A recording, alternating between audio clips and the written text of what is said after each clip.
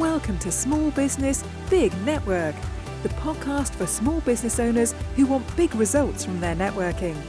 I'm Liz Drury, a freelance voiceover artist who knows that if you're not working, then networking could help. Imogen Ley-Clowes is the founder of Immo Studio, which specialises in branding. Through networking, she's built up a really successful referral network, which gives her 30% of her business. She also only attends networking if it's either been recommended to her or she's paid for it. Thank you very much for being my guest on the podcast today, Imogen. Oh, thank you. Really excited to be here, Liz. Now, your business is all about branding. Is this something that a field that you've always worked in? Have you always been in kind of the marketing side of things?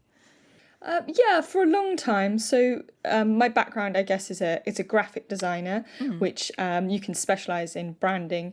But yeah, when I first started my career, I was actually an illustrator. That is quite a tough career. So I kind of transitioned into graphic design and now specialise in branding. Yeah, what kinds of things did you illustrate? All sorts of things, children's books, maps. I really like doing cocktail illustrations, kind of with ingredients and things like that. That's actually something I still do a little bit for friends. But yeah, it was fairly varied, the illustration side of things. Yeah. So tell me about your first job and your early career path. Happy to tell you about that. So yeah, I've worked in the industry for kind of over 10 years now, and it's been fairly varied, sort of a mixture of in-house and agency roles. So I worked at places like Sky Creative. I think that's probably the only place people will heard of. That's obviously Sky TV. It's the in-house creative team there. That was a great job, slightly boring, but it was it was one of those jobs when you leave, and especially when you're quite young, you really understand how much you learnt there and how beneficial that was. And then I went on to work at a edtech startup, and I was the head of brand there. And that was really useful for the work I do now, because I work with a lot of startups. So it's helpful having that other side and understanding what that means for the business when you work with them for a long time. And then my last job was really focusing on the branding space, which is what I do now. Working at a big London agency, but that wasn't for me. Agencies sometimes don't have the best culture and atmosphere. So after I left that, I decided it was the right time to set up Immo Studio.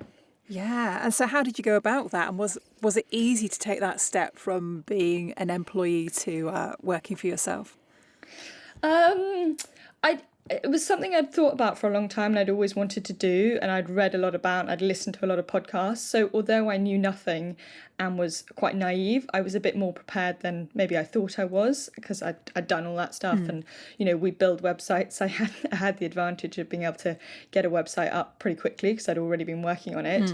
But yeah, it was a lot of learning very quickly. I was very lucky. I got clients quite fast, but I didn't actually have any clients. I think most people, when they set up a business, they'll take some clients with them, or they'll already be working with some people. So it's not, starting from nothing. And yeah, I wouldn't necessarily advise starting from nothing. It is a bit stressful.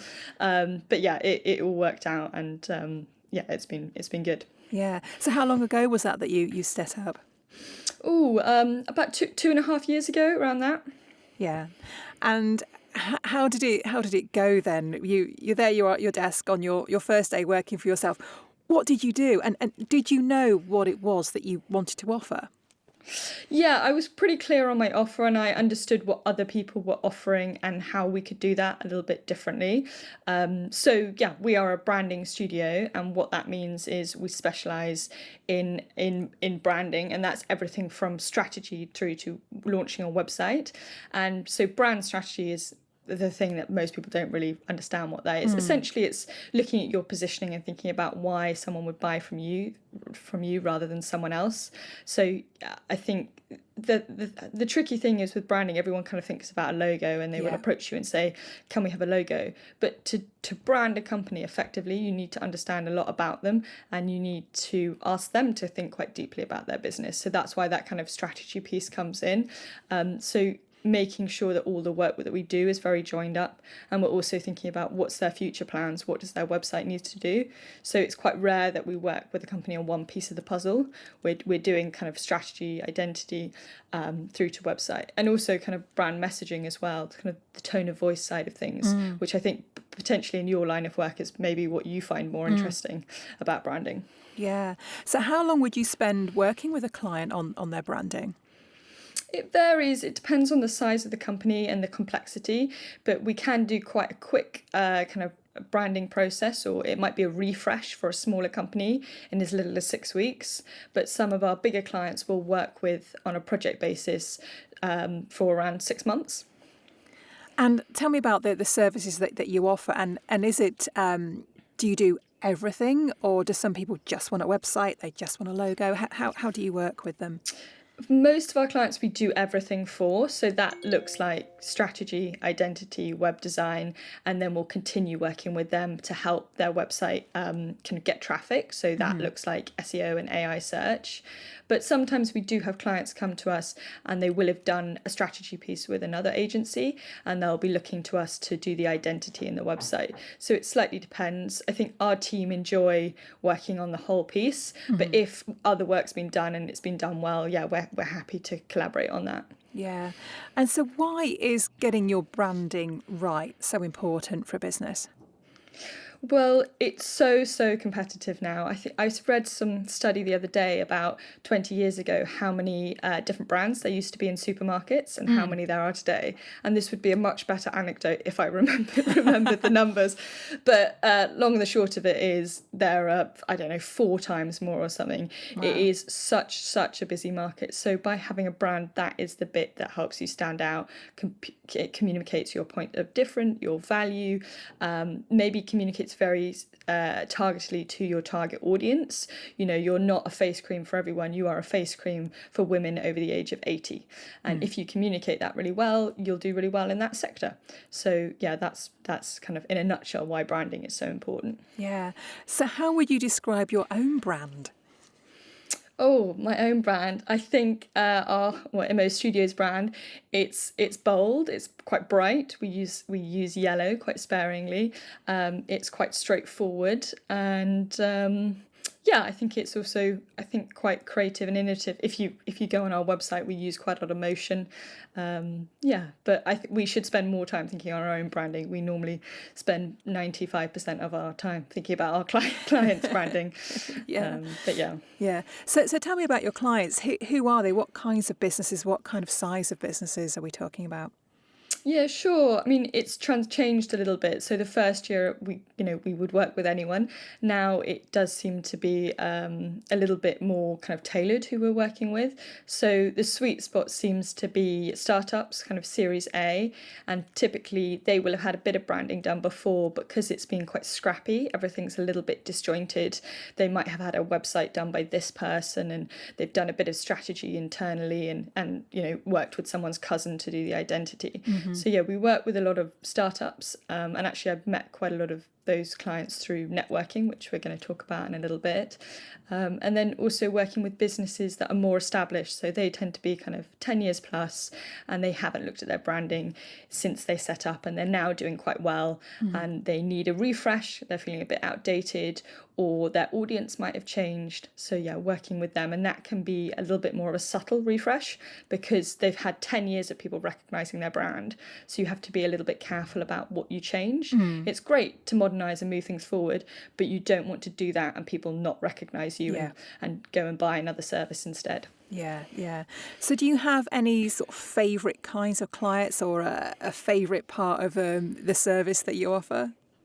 Oh, one shouldn't have favourites. But yeah, I do. We work with quite a lot of startups in the kind of quite broadly health space. And that's something that I find really interesting. Working with scientists, they're just great people to work with. And I think it's an area with branding that can be quite badly served, especially with B2B branding. People still have the illusion that it's B2B, branding doesn't matter, but it really does. So I think there we can see our work have the most impact.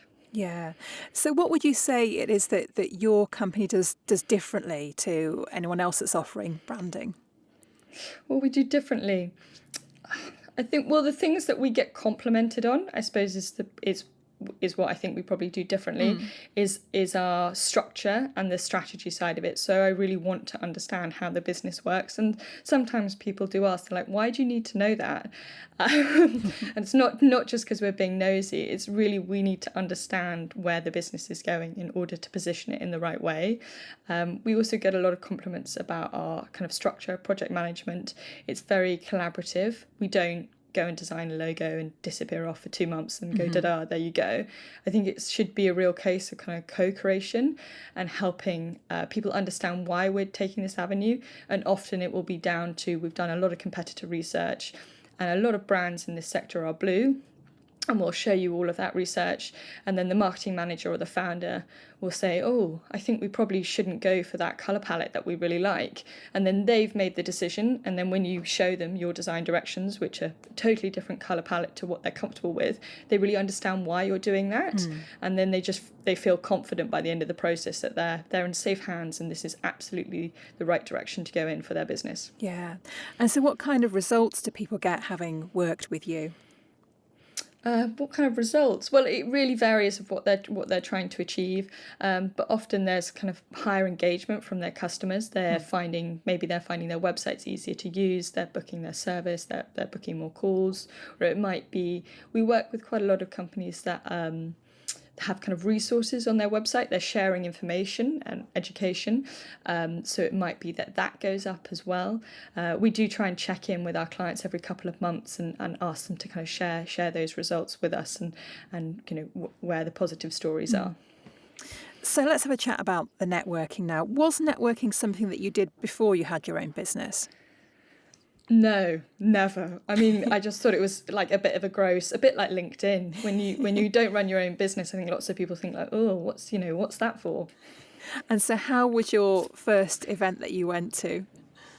Oh God, I was probably very nervous and probably not great. But I think you get better at knowing what are the right events for you and the kinds of people to talk to, and how to get out of conversations as well if the conversation isn't going anywhere for you. So yeah, I think it was a very steep learning curve. As I say, I didn't have any clients, so networking early on was absolutely crucial for me. Yeah. And how did you find events to go to?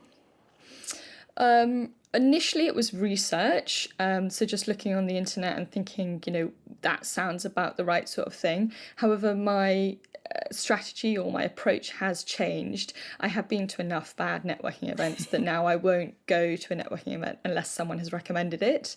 And now I've been to enough networking events, I have networking friends, and we all share. And some of my friends put on events as well, which I know are going to be great. So yeah, I am, often it's your evening and you're spending more of your evenings networking than you are with your friends. Yeah. So I do try and be quite particular. So that's normally how I find good events now. Yeah. So tell me about some of the bad ones then. What bad experiences have you had? Oh, just... people handing you their business card before they've asked you their name, and they're trying to sell to you straight away, but they have no context of what you do. I think it's always really important to do more listening than it is talking. Yeah. People like talking about themselves, and also it's just understanding the context of what they do and who they do it for. Yeah. So what kinds of events have you found that you like going to?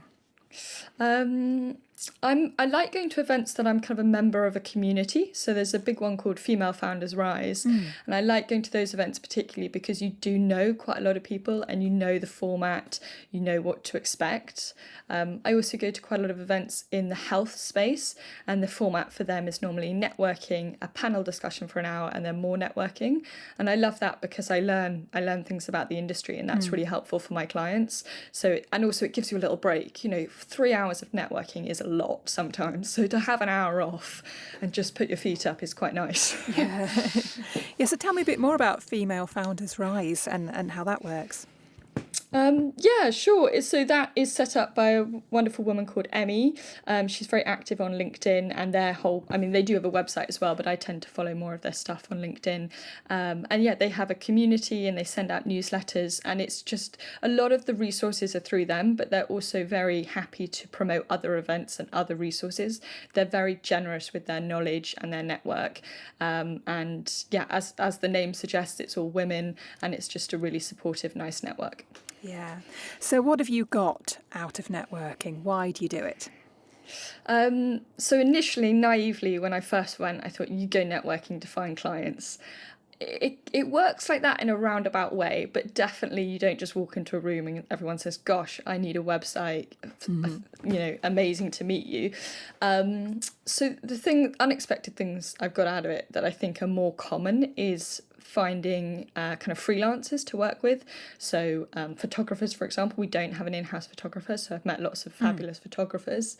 And also when you first set up as I've kind of alluded to, when you first set up a company, you know very little. So going to these networking events and meeting much more experienced founders, most people are really generous with their knowledge. So I do have, a group of people that I'll say, I need to change my contract about this, just technical stuff that you might not have come across before. And people are very kind with that. And I think also just to give you a bit of energy to leave your desk and go and speak to people about maybe the challenges you're having or the trends in the industry, things like that. Yeah. Now, you said that you like to go to events that have been recommended to you by other people. Would you say that it's also worth paying to go to networking events? Yeah, so I think my thing is, I would never go to a free event that's not recommended, because I think the audience sometimes can be less curated. So I go to ones that are recommended or that you pay for, but I never pay low. I mean, there are certain events that will be very like sector specific that can be hundreds of pounds. Yeah. I will pay for ones that are kind of 10, 20, maybe £30. And often that's because they're providing food or drink as well. So, Yeah. Yeah. Yeah. So is networking something that you would recommend to other small business owners? And do you have any tips for networking to help them out? Yeah, I absolutely would. I think lots of people get put off because they don't quite find the right events. And I think just kind of perseverance, and when you find a good event, asking people at that event, where else do you go, is a really good way of getting good recommendations. But I think the biggest thing this year that I've got out of networking is building up a referral network. And now we get, and I can explain a little bit more about that if you like. Please, But I think yes. this year we've got 30% of our business from our referral network, which is huge. Yeah. So and how have you built that up, and how does it work? So that is through meeting people at networking events. So going back to the point earlier about it's really important to do more listening than it is talking, understanding who these people you're meeting, who they service. And often you might service the same kinds of people. So my referral network is typically made up with people that work in and around branding. So for example, marketing. And it might be that it benefits us and our clients to refer each other on. So it might be that so I also have referral partners with web designers that don't do branding, and they can't do their job until someone has made a brand. So they're very happy to refer me, and I might refer them back if it's we don't do Shopify websites, so product websites, so I refer people on for those. And it's all you're all helping people out, but it's making sure that you really understand what it is that you do for clients, so you're really confident in giving a recommendation. And the way that everyone does it slightly differently. The way that we do it is it's a percentage of the project fee, so they get paid that when the project is finished as a kind of thank you very much. Yeah, that sounds like it's working fantastically for you. Yeah, it is. And I think I always try and keep in contact with everyone in our referral network. So I'll send them events, I'll send them articles I think are interesting. I'll also send them a link to our website if we've added a new service, and I think that might be interesting to their clients. But yeah, it's much more than just getting business. Some of them have become friends, and I try and go for coffee with people. And it's, being a founder can be quite lonely. So it's really nice to have kind of made that little ecosystem for myself. And I hope they feel it's beneficial as well. Yeah, lovely. So one final question then, Imogen. If people want to join your network, what is the best place for them to find you? Oh, yeah, sure. Well, I think probably the best thing to do is have a little look at our website, which is immostudio.co.uk, and think about whether your clients might benefit from our service. And if they would, yeah, feel free to send me an email. Email us on our website, or I'm quite active on LinkedIn as well. So yeah, happy to connect with people on LinkedIn. Lovely. Well, thank you very much for being my guest. Yeah, really, really a pleasure to be here. Thanks for listening to Small Business, Big Network. If you found this podcast useful, please do rate, review and subscribe. And don't forget to share it with the rest of your network too.